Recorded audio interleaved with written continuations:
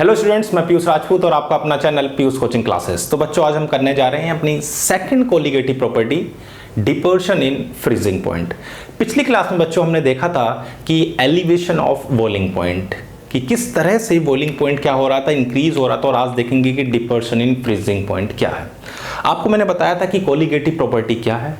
मैंने कहा था किसी भी आइडियल सॉल्यूशन की जो प्रॉपर्टीज होती हैं वो सिर्फ डिपेंड्स करती हैं कि उसमें हम कितना अमाउंट ऑफ सोल्यूट या number of particles of the solute dissolve कर रहे हैं एक definite amount of the solvent में। वो डिपेंड नहीं करती थी किस पर, नेचर ऑफ द सोल्यूट पर। यह मैंने आपको बताया। और आज हम देखेंगे डिपर्शन ऑफ फ्रीजिंग पॉइंट। तो शुरुआत करते हैं बच्चों किससे, फ्रीजिंग पॉइंट से। क्या होता है फ्रीजिंग पॉइंट? बच्चों, इसको हम क्रायोस्कोपी भी बोलते हैं।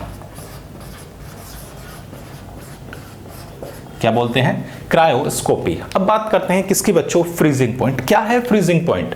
तो बच्चों, फ्रीजिंग पॉइंट वो टेम्परेचर होता है उस सब्सटेंस का जब सॉलिड एंड लिक्विड फॉर्म उस सब्सटेंस की क्या आ जाए, इक्विलिब्रियम में आ जाए। तो मैंने क्या बताया कि कोई भी सब्सटेंस की सॉलिड एंड लिक्विड फॉर्म अगर इक्विलिब्रियम कंडीशंस में होती हैं जिस टेम्परेचर पर, उस टेम्परेचर को बच्चों हम फ्रीजिंग पॉइंट बोलते हैं। या आप ये कह सकते हैं कि सॉलिड और liquid form of the substance have the same vapour pressure, यानी कि उसके सॉलिड और लिक्विड फॉर्म का वेपर प्रेशर जब सेम हो जाता है तो बच्चों उस टेम्परेचर को हम बोलते हैं क्या, फ्रीजिंग पॉइंट। क्लियर है इतनी बात?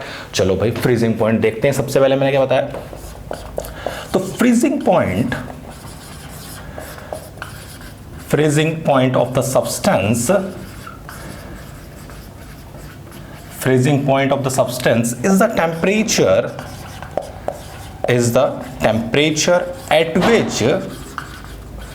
at which solid and liquid forms of the substance are in equilibrium। Clear है इतनी बात कि जब उसकी सॉलिड और लिक्विड फॉर्म क्या होंगी, इक्विलिब्रियम में होती हैं बच्चों, उसको बोलते हैं हम क्या, फ्रीजिंग पॉइंट। या बच्चों आप ये भी कह सकते हैं कि solid and liquid forms have the, या solid and liquid form of the substance, ऐसे लिख दो, of the substance have same vapour pressure.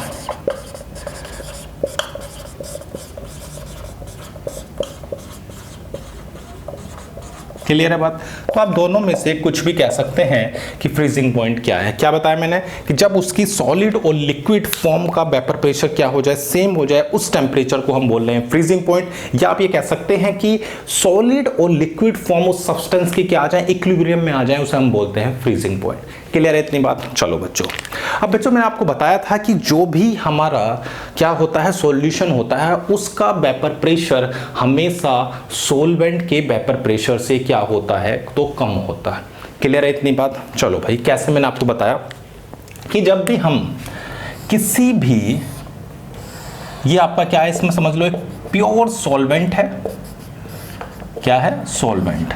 जब मैं इसमें एक नॉन वोलेटाइल सोल्यूट को मिलाता था, किसको बच्चों, एक नॉन वोलेटाइल सोल्यूट को जब हम इसमें मिलाते थे तो उससे होता क्या था कि वो इसकी, अब देखो ये था कि इसको अगर मैं एक कंटेनर में बंद कर दूं और किसी टेम्परेचर पर कुछ ना कुछ तो इसके वेपर पार्टिकल्स होंगे। ये वेपर पार्टिकल्स जो भी प्रेशर एक्सर्ट करते हैं उसे ही हम क्या बोलते थे बच्चों, वेपर प्रेशर बोलते थे। क्लियर है इतनी बात? अब अगर मैं इसमें एक नॉन वोलेटाइल सोल्यूट को मिला दूं तो बच्चों क्या होगा, वो नॉन वोलेटाइल सोल्यूट इसकी सरफेस पर जो होती है उसको घेर लेगा, यानी कि जो वेपर पार्टिकल्स बन रहे हैं उनके लिए जो एबिलिटी होगी सरफेस की वो कम हो जाएगी। तो ये जो वेपर पार्टिकल्स होंगे वो कम हो गए, तो इसकी वजह से जो वेपर प्रेशर होता है वो क्या हो जाता है, कम। ये क्या है हमारा, ये हमारा सोल्यूट है। क्लियर है? और ये हमारे वेपर पार्टिकल्स हैं। क्लियर है इतनी बात? तो मैंने क्या बताया कि जब भी हम किसी प्योर सॉल्वेंट में नॉन वोलेटाइल सॉल्यूट को मिलाते हैं तो वो उसकी सरफेस को क्या कर लेता है, कवर कर लेता है, जिससे वेपर पार्टिकल्स बन ही नहीं पाते, और वेपर पार्टिकल्स कम होंगे तो वेपर प्रेशर भी क्या होगा, कम होगा। तो ये बताया मैंने कि जब किसी भी सॉल्वेंट में आप नॉन वोलेटाइल सॉल्यूट को मिलाते हो तो उसका वेपर प्रेशर कम होता है, या ये कह सकते हैं कि प्योर सॉल्वेंट का वेपर प्रेशर हमेशा सॉल्यूशन के वेपर प्रेशर से ज्यादा होता है। ये बात आप दिमाग में रखेंगे। क्लियर है इतनी बात? चलो बच्चों, अब मैं आपको एक डायग्राम के थ्रू दिखाता हूं किस तरह से डिपर्शन ऑफ फ्रीजिंग पॉइंट होता है। ये लिख लिया आपने, फटाफट इसको लिखो।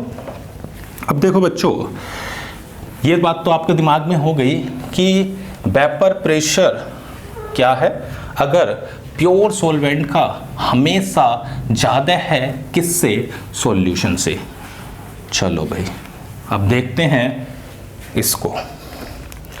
तो बच्चों मैंने क्या करा है, एक डायग्राम दिखा रहा हूं, उसको मैं उससे आपको समझाने की कोशिश करता हूं किस तरह से डिपर्शन ऑफ फ्रीजिंग पॉइंट है।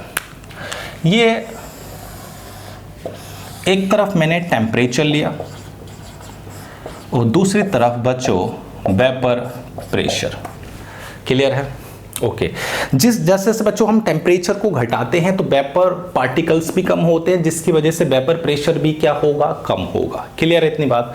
चलो भाई, ये मैंने क्या लिया हुआ है, ये हमारा लिक्विड फॉर्म में है कोई सॉल्वेंट, मैं उसको धीरे धीरे उसके टेम्परेचर को घटा रहा हूं।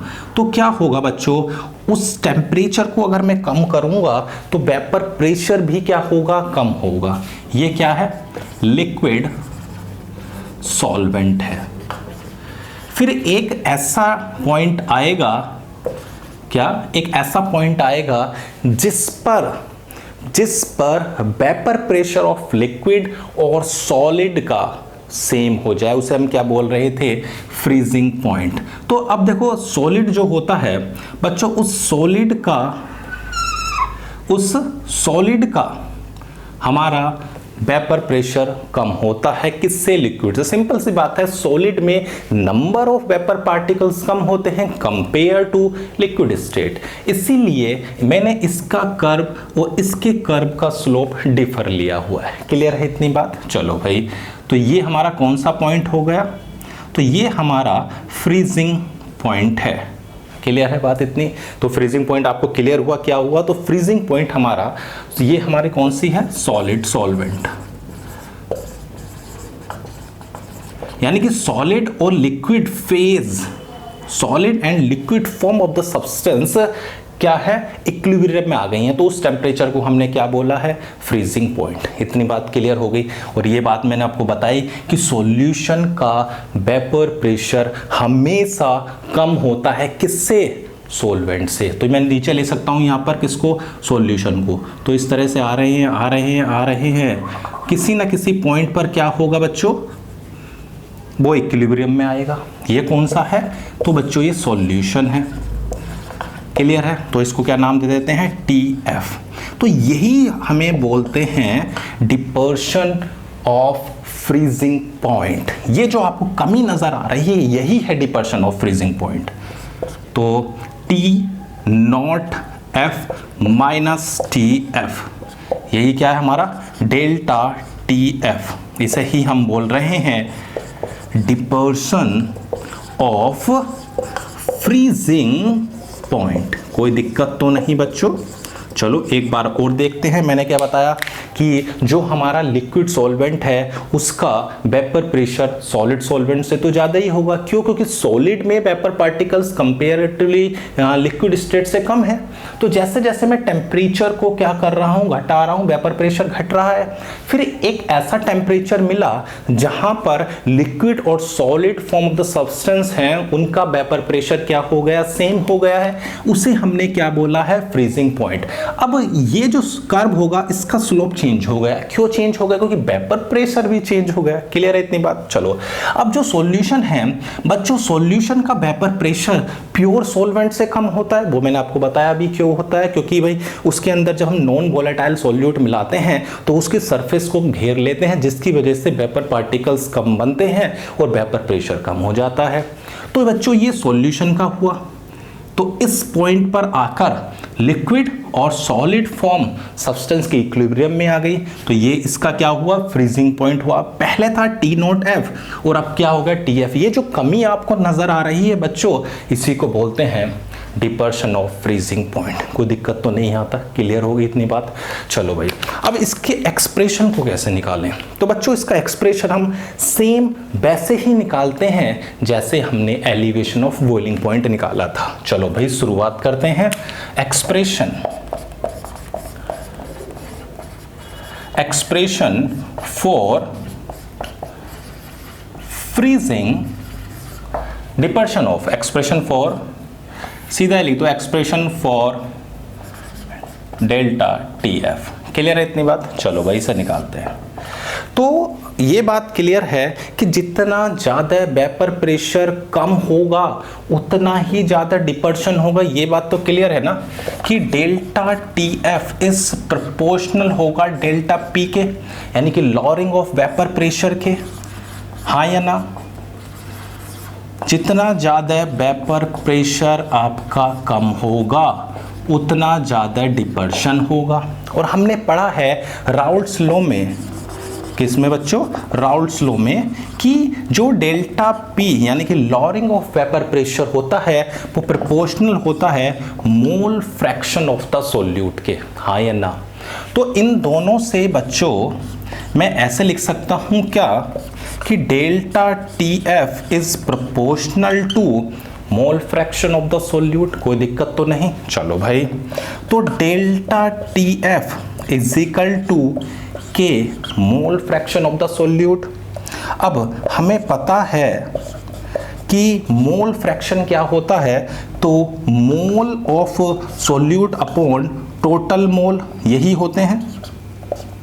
कोई दिक्कत तो नहीं। अब देखो, हमने पढ़ा था कि अगर सॉल्यूशन डाइल्यूट है, कैसा है, डाइल्यूट सॉल्यूशन है, तो डाइल्यूट सॉल्यूशन के लिए बच्चों N1 प्लस N2 को हम लगभग क्या लिख सकते हैं, N1 निकल सकते हैं। कोई दिक्कत नहीं। उस केस में जो सॉल्यूट होता है उसके मोल बहुत कम होते हैं, किसके कंपेयर में, सोलवेंट के। कोई दिक्कत तो नहीं। चलो भाई, तो मैं ऐसे लिख सकता हूं क्या कि N2 अपॉन N1। भाई N1 प्लस N2 को मैंने क्या लिख दिया, लगभग N1। चलो भाई, डेल्टा TF के, अब देखो हमारे पास ये है, ये क्या है, मोल ऑफ द सॉल्वेंट। क्या मैं ऐसे लिख सकता हूं W1 अपॉन M1। कोई दिक्कत तो नहीं। चलो भाई यहाँ लिख देता हूं, अगले स्टेप में लिख दूंगा W1 ओवर M1। तो डेल्टा TF आ गया के M1 और N2 ओवर W1। क्लियर है। अब देखो ये क्या है, इसको ध्यान दो। अगर मैं W1 को 1 kg लूं, सही है। अब देखो ये क्या है, mole of the solute present in 1 kg of the solvent. क्या होता था, मोलालिटी। और इसको मैं कांस्टेंट मान लेता हूं। भाई दोनों कांस्टेंट है तो प्रोडक्ट भी क्या रहेगा, कांस्टेंट। तो डेल्टा TF आ गया, ये क्या हो गई, मोलालिटी, यानी कि MKF। कोई दिक्कत तो नहीं। तो ये हमारा क्या आ गया बच्चों, एक्सप्रेशन आ गया किसके लिए, डिपर्शन ऑफ फ्रीजिंग पॉइंट। एक बार और देखते हैं। मैंने आपको बताया कि जो भी लॉरिंग ऑफ वेपर प्रेशर, जितना ज़्यादा वेपर प्रेशर में कमी होगी ये डिपर्शन ऑफ फ्रीजिंग पॉइंट उतना ही ज़्यादा होगा। और कमी किस पे डिपेंड कर रही है, तो मोल फ्रैक्शन ऑफ द सॉल्यूट पर। मैंने इन दोनों से लिखा है ऐसे इसको, तो इसको मैंने प्रोपोर्शनल साइन से हटा दिया है, प्रोपोर्शनलिटी साइन को। अब x2 क्या है हमारा, यानी कि हमारा मोल फ्रैक्शन ऑफ द सॉल्यूट क्या होते हैं, mole of the solute upon total moles of the क्या सॉल्यूशन, N1 प्लस N2। अगर डाइल्यूट है तो N1 प्लस N2 को हम क्या ले सकते हैं, N1। चलो भाई, अब मैंने N1 को लिखा W1 अपॉन M1। M1 क्या है, molecular mass of the solvent. ठीक है। अब मैंने क्या करा, इस टर्म को मोलालिटी से रिप्लेस कर दिया। हमें पता है कि number of moles of solute present in 1 kg of the solvent is known as molality. Clear है, ये एक्सप्रेशन आपको क्लियर हो गया, कोई दिक्कत तो नहीं।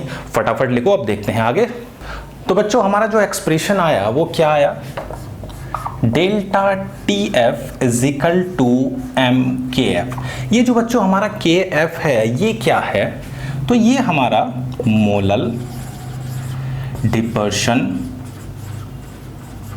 कांस्टेंट, ठीक है बच्चों। और इसको हम क्रायोस्कोपिक कांस्टेंट भी बोलते हैं। क्या बोलते हैं? Cryoscopic constant.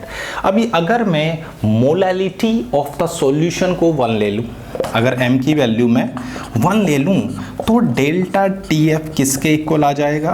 के एफ के। क्लियर है इतनी बात? कोई दिक्कत तो नहीं। अब क्या डेफिनेशंस बनती है? मैं ये कह सकता हूं कि molal depression constant may be defined as the dispersion of freezing point, may be defined as the dispersion of freezing point when molality of the solution, when molality of the solution, molality of the solution is unity। Clear है? अगर हम solution की molality को 1 लें तो जो भी हमारा क्या है डिपर्शन ऑफ फ्रीजिंग पॉइंट है वो किसके इक्वल हो रहा है? मोलर डिपर्शन कांस्टेंट के। क्लियर है इतनी बात? कोई दिक्कत तो नहीं। चलो बच्चों अब देखो हमारे पास अगर ये एक्सप्रेशन है तो इस एक्सप्रेशन से हम क्या क्या निकाल सकते हैं। सबसे पहली बात, इस एक्सप्रेशन का हम कैसे यूज करेंगे। अब अगर मैं बात करता हूं किसकी, कि आपसे कहा जाए कि आप molecular mass of the solute निकालें, तो आप बहुत आसानी से निकाल सकते हैं। तो सबसे पहले हम क्या निकाल पा रहे हैं? Calculation of molecular mass of solute. Clear है बात इतनी? चलो भाई कैसे निकाल रहे हैं? हमें पता है delta T F is equal to है एम के एफ। कोई दिक्कत तो नहीं। ये जो मोलैलिटी है ये क्या होती है? तो डेल्टा टी एफ हो जाएगा, मोलैलिटी को हम क्या लिख सकते हैं? Mole of the solute. क्या होते हैं मोल? उसको मैं लिख सकता हूं W2 upon M2 upon W1 into 1000। यही तो है mole of the solute, mass of the solvent in gram into 1000। Clear है इतनी बात? क्या आप यहां से इसको ऐसे लिख पा रहे हो कि KF W2 into 1000 upon M2 W1। इस M2 को इधर भेज दो, डेल्टा TF को इधर भेज दो, तो M2 इज इक्वल टू आ जाएगा KF W2 into 1000 upon delta TF W1। Clear है बात? कोई दिक्कत तो नहीं।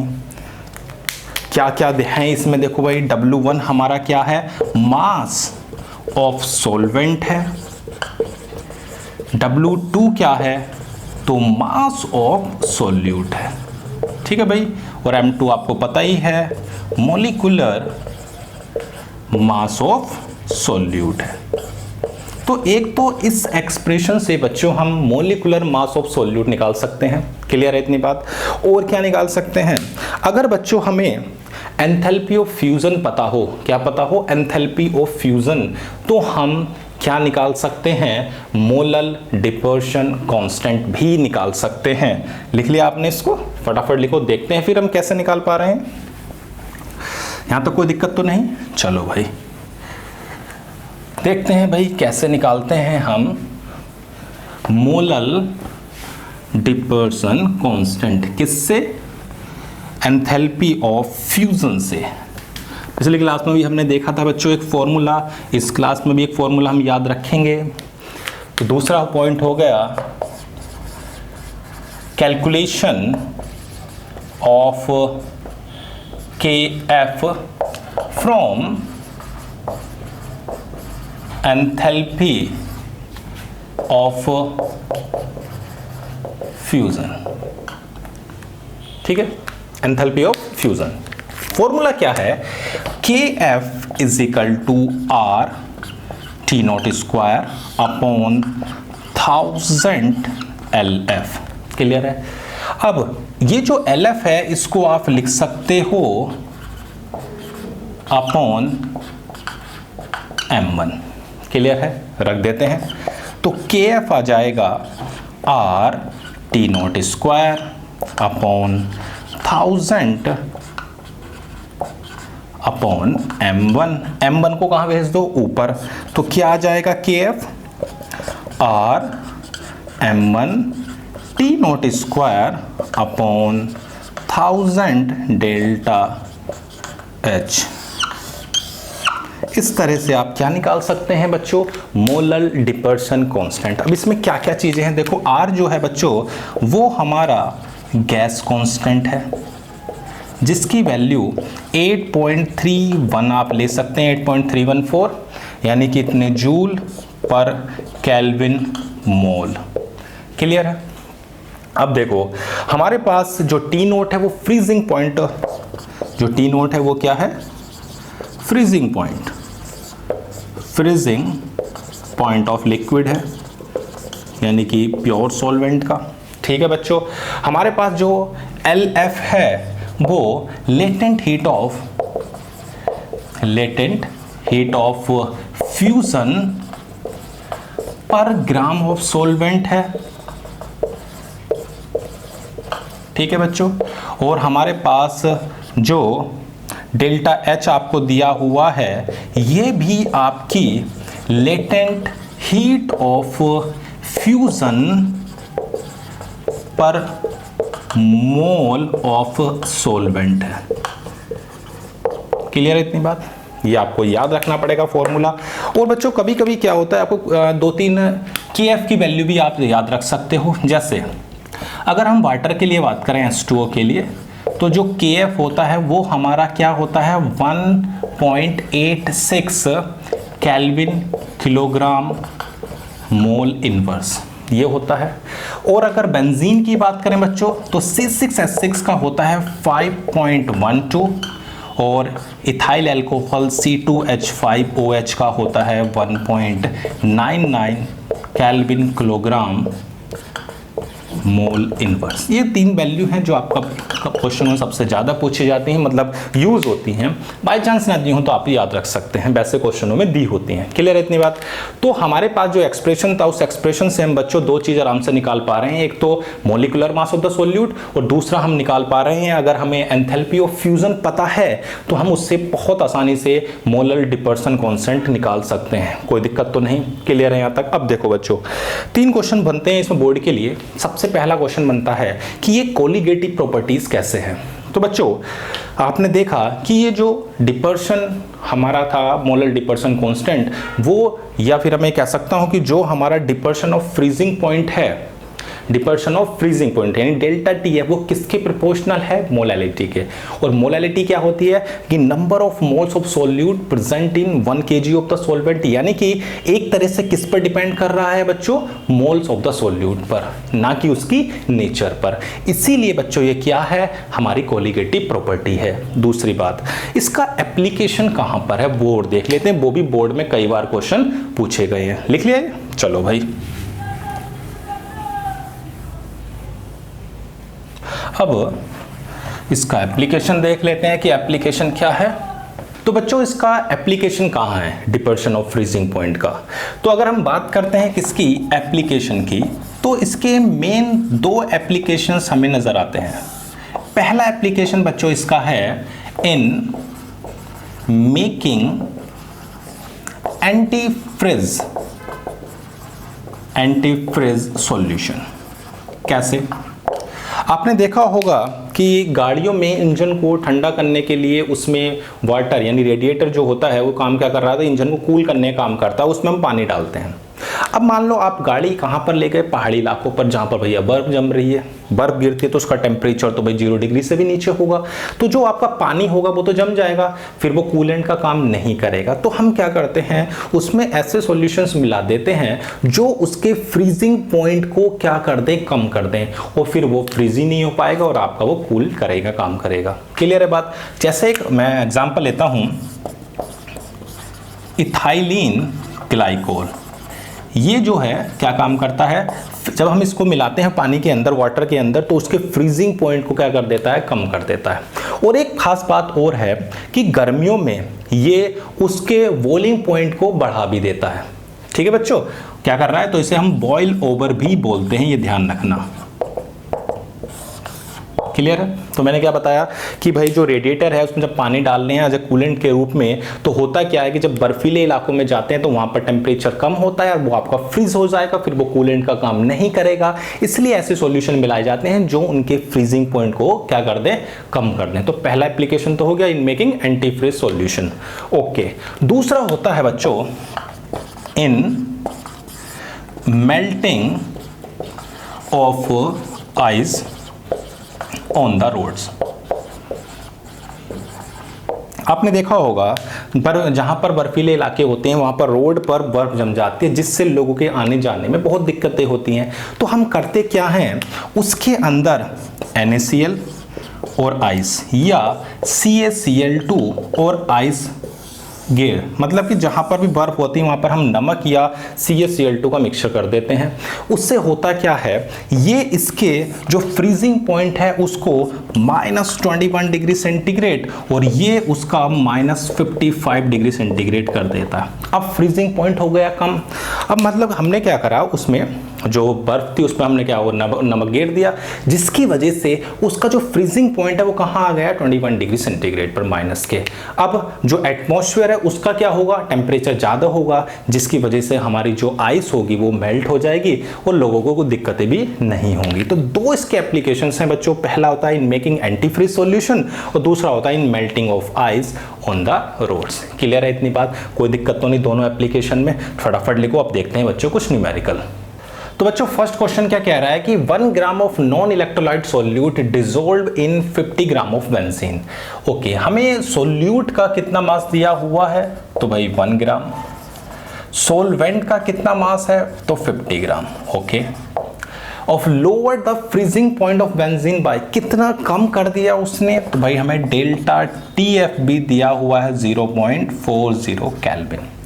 और फ्रीजिंग पॉइंट डिपर्सन कांस्टेंट हमें कितना दिया हुआ है, तो KF हमारे पास है 5.12 kelvin kilogram mole inverse. Clear है। अब हमसे पूछा है find the molar mass of the solute. ठीक है भाई, फॉर्मूला लगाते हैं, delta TF is equal to MKF। अब हमारे पास M क्या है, मोलालिटी कितनी होती है, तो W2 upon M2 into W1 into 1000। Clear है। मोलालिटी थी मोल ऑफ द सोल्यूट और ये नीचे क्या होता, मास of the solvent into 1000। Clear है। वैल्यू रखते हैं, हमें निकालना है M2, तो बच्चों M2 हो जाएगा W2 1000 के, ऐसा लिख देते हैं इसको, 1000 W2 KF upon delta TF W1। अब देखो W2 है 1, KF है 5.12 और ये है 0.40 और W1 दिया हुआ है 50। क्लियर है इतनी बात, कोई दिक्कत तो नहीं। अब देखो इन दोनों की मल्टीप्लाई करते हैं तो कितना आएगा, इस जीरो से मैंने इस जीरो को कैंसिल कर दिया। अब देखो इसके ये पॉइंट से ये 2 पॉइंट हट जाएंगे तो एक जीरो से और चला गया, 5 2 ज़ा 10 और 2 से 4। अब हमारे पास बचा है 512/2, तो कितना आ जाएगा 256 ग्राम पर मोल। क्लियर है इतनी बात, बहुत ही आसान था, कुछ नहीं, बस आपको देखना है कि क्या क्या गिवन है और फॉर्मूले में वैल्यू रख देनी है। क्लियर है इतनी बात। देखते हैं सेकंड क्वेश्चन। तो बच्चों सेकंड क्वेश्चन क्या कह रहा है कि solution containing 2.56 gram of sulphur, यानी कि हमारे पास मास ऑफ सॉल्यूट है 2.56 ग्राम और हमारे पास मास ऑफ द सॉल्वेंट भी दिया हुआ है। चलो भाई, whose melting point is 80.1 degree centigrade give a freezing point lowering of इतना, यानी कि डेल्टा TF भी हमें गिवन है 0.68 डिग्री। और एक बात का ध्यान रखना, जो चेंज होता है चाहे आप उसे केल्विन में लो और डिग्री में लो, सेम होता है। ये मैंने आपको पहले भी बताया था, ध्यान रखना इस बात को। अब हमारे पास KF भी गिवन है, कितना है 6.8। अब फॉर्मूला हमारा क्या था बच्चों, तो delta TF is equal to MKF, हाँ है ना। डेल्टा TF कितना है 0.68। M हमारी हो गई मोलैलिटी, मोलैलिटी होती है number of moles of solute present in 1 kg of the solvent. चलो भाई, मोल कैसे निकलेंगे, तो 2.56 upon molar mass of solute, और ये है आपका 100 इनटू 1000, और KF कितना है बच्चों 6.8। अब देखो, ये 2 0 से ये 2 0 चले गए, कोई दिक्कत तो नहीं, और हमारे पास इस पॉइंट से ये भी चला जाएगा और इस पॉइंट से ये चला गया, तो जो हमारा M2 आया और 68 से 68 भी, तो M2 क्या आ गया 256। क्लियर है। और सल्फर का जो एटॉमिक मास होता है बच्चों, एटॉमिक मास ऑफ सल्फर, ये हमारा होता है 32। क्लियर है, कोई दिक्कत तो नहीं। ओके, तो 256 को अगर डिवाइड करते हैं 32 को, तो कितना आएगा 8। सही है, यानी कि जो हमारे पास इसका मॉलिक्यूलर फॉर्मूला होगा वो क्या हो जाएगा, तो मॉलिक्यूलर जो फॉर्मूला है वो हो जाएगा S8। क्लियर है इतनी बात, कोई दिक्कत तो नहीं। जो भी चीज़ थी उसे लिखा, उससे हमने molecular mass of the solute निकाला, कितना आ गया 256, और हमें पता होता है सल्फर का एटॉमिक मास है 32, तो 32 से डिवाइड किया तो इतने नंबर ऑफ एटम आ गए। किसके, सल्फर के कितने आ गए एटम 8। बस फॉर्मूला आ गया, कोई दिक्कत तो नहीं, फटाफट लिखो। देखते हैं नेक्स्ट क्वेश्चन। तो बच्चों क्वेश्चन नंबर 3 क्या कह रहा है, ये हमारा JEE एडवांस 2017 का क्वेश्चन है कि pure water freeze at 273 kelvin and 1 bar, the addition of 34.5 gram of ethanol to 500 gram of water changes the freezing point of the solution. अब हमें कांस्टेंट भी दिया हुआ है। अब देखो ग्राफ, हमें एक बात तो पता है कि जैसे जैसे टेम्परेचर बढ़ता है वेपर प्रेशर बढ़ता है, लेकिन इन दोनों ग्राफ में आपको घटता हुआ दिख रहा है, तो ये दोनों ग्राफ तो वैसे ही गलत हो गए। बस जो भी लड़ाई है इन दोनों ऑप्शन में है। हमारे पास क्या फॉर्मूला था बच्चों, delta TF is equal to MKF। Delta TF क्या होता था, T0F माइनस TF, और M हमारी होती थी मोलैलिटी, यानी कि W2 upon M2 W1 into 1000 into KF। T0F हमारे पास कितना दिया हुआ है, तो 273 केल्विन रख देते हैं, 273 माइनस TF। ओके, W2 कितना दिया हुआ है 34.5, चलो भाई 34.5, और इसका मोलिकुलर मास है 46। W1 हमें दिया हुआ है 500। ओके, अब देखो बच्चों KF कितना है, तो KF हमें दिया हुआ है 2। यहाँ तक बात क्लियर है। अब देखो ये तो 500 और ये कैंसिल हो गए कितने बार, 2 बार। अब हमारे पास कितना आ गया, तो ये हो जाएगा 273 माइनस TF, 2 से इसकी मल्टीप्लाई करते हैं, 2 से ये भी कैंसिल हो रहा है, इट्स 23। अब 2 5 जा 10, ओके, 2 4 जा 8 और एक 9 हो गया, और हमारे पास और क्या बचेगा बच्चों, ये हमारा पॉइंट चला गया है, 2 5 जा 10। चलो भाई इसको मैं यहाँ लिख देता हूँ बच्चों, थोड़ी सी यहाँ जगह कम है, तो हमारे पास आ जाएगा 34.5 इंटू 2 अपॉन 23, ये हमारे पास है। इसे मैं कैलकुलेशन कर रहा हूँ, 2 5 जा 10, 2 4 जा कितना होता है 8, ओके, 2 4 जा 8 और एक 9, 2 3 जा 6, 23 से कितनी बार कट गया? 3 बार।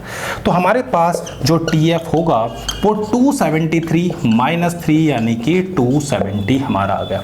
कौन सा ऑप्शन है 270? तो ये आसान था। दो चीजें देखनी थी, सबसे पहले कि जैसे जैसे वेपर प्रेशर बढ़ रहा है, कैसे बढ़ रहा है, जैसे टेम्परेचर बढ़ा रहे हैं वेपर प्रेशर बढ़ रहा है, टेम्परेचर बढ़ा रहे हैं वेपर प्रेशर बढ़ रहा है, तो दोनों तो गलत हो गए। अब हमें ये देखना था कि जो हमारा TF है वो कितना है। उसके लिए हमने फॉर्मूला लगाया, delta TF is equal to MKF। जो डेटा दिए हुए थे उनको रखा, उससे हमारा TF निकल कर आ गया 270 केल्विन। अब ये हमें कहाँ दिखाई दे रहा है? इस वाले ऑप्शन में। तो ये ऑप्शन हमारा क्या हो गया? सही। कोई दिक्कत तो नहीं, फटाफट लिखो, बढ़ते हैं आगे। तो बच्चों क्वेश्चन नंबर 4 हमारा नीट 2017 का है। क्या कह रहा है? The molality of the dilute solution is doubled the value of the molal depression constant. तो बच्चों एक बात दिमाग में रखना कि जो हमारा मोलल डिपर्सन कांस्टेंट होता है वो सिर्फ KF जो है वो डिपेंड्स ओनली सॉल्वेंट, वो सिर्फ सोलवेंट पे डिपेंड करता है। किस पर बच्चों? सोलवेंट पर डिपेंड कर रहा है, उसके नेचर पर डिपेंड कर रहा है, नेचर ऑफ द सोलवेंट। वो डिपेंड नहीं करता किस पर? मोललिटी पर। मोललिटी पर डिपेंड नहीं करता, सिर्फ किस पर डिपेंड कर रहा है? नेचर ऑफ द सॉल्वेंट पर। चाहे आप मोललिटी को दुगुना कर लो, 3 गुना कर लो, 4 गुना कर लो, उस पर कोई फर्क नहीं पड़ेगा। ये कैसा रहेगा? तो अनचेंज रहेगा। क्लियर है इतनी बात? तो बच्चों आज की क्लास में हमने अपनी सेकंड कोलिगेटिव प्रॉपर्टीज यानी कि डिपर्शन ऑफ फ्रीजिंग पॉइंट कंप्लीट करी, उस पर कुछ क्वेश्चन किए और आपको DPP का जो लिंक है वो डिस्क्रिप्शन में दिया होगा, आप जरूर करना। तो आज की क्लास में सिर्फ बच्चों इतना ही। Thank you.